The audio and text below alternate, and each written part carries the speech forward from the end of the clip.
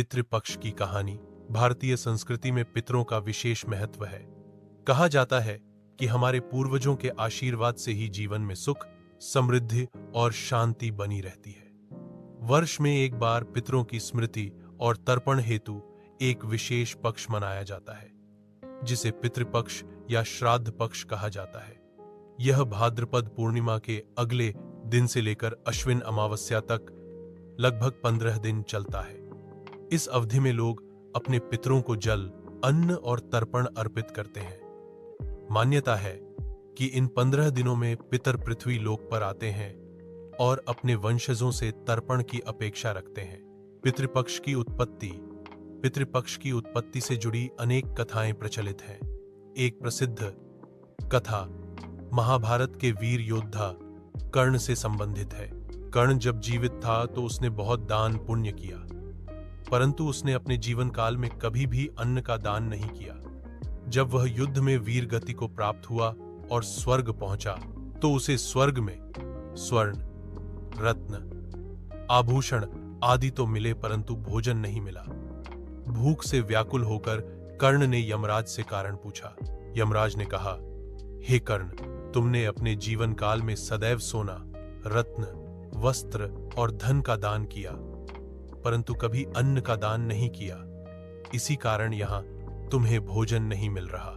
कर्ण ने विनम्रता से कहा, हे यमराज, मुझे इस भूल का पश्चाताप है।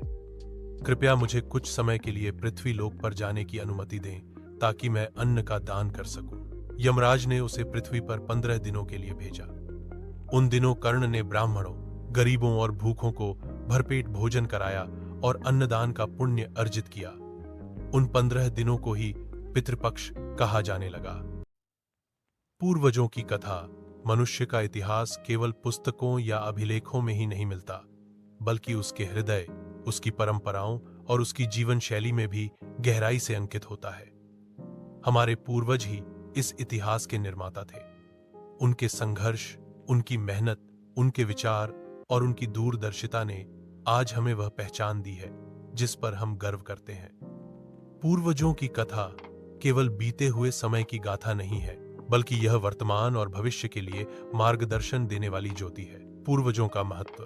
पूर्वज शब्द सुनते ही मन में अपने परिवार, अपने गांव, अपनी संस्कृति और अपनी जड़ों की छवि उभर आती है।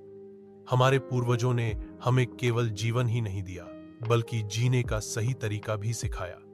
उन्होंने खेतों में पसीना बहाकर अनाज उगाया, अपने परिवार और समाज की रक्षा के लिए युद्ध किए, कठिनाइयों में भी धैर्य रखा और हर पीढ़ी को यह सिखाया कि मेहनत और सत्य के मार्ग पर चलना ही जीवन की सफलता है। आज हम जिस सुविधा, शिक्षा और स्वतंत्रता का आनंद ले रहे हैं, वह सब हमारे पूर्वजों के त्याग और बलिदान का परिणाम है। यदि वे संघर्ष न करते तो शायद हम इस उन्नति तक नहीं पहुंच पाते। पूर्वजों की कहानियां। हमारे समाज में पूर्वजों की अनेक कथाएं लोकगीतों, लोक कथाओं और पुराणों के रूप में प्रचलित हैं। दादी, नानी की कहानियां हमें केवल मनोरंजन ही नहीं देती, बल्कि जीवन के मूल्यों को भी समझाती हैं।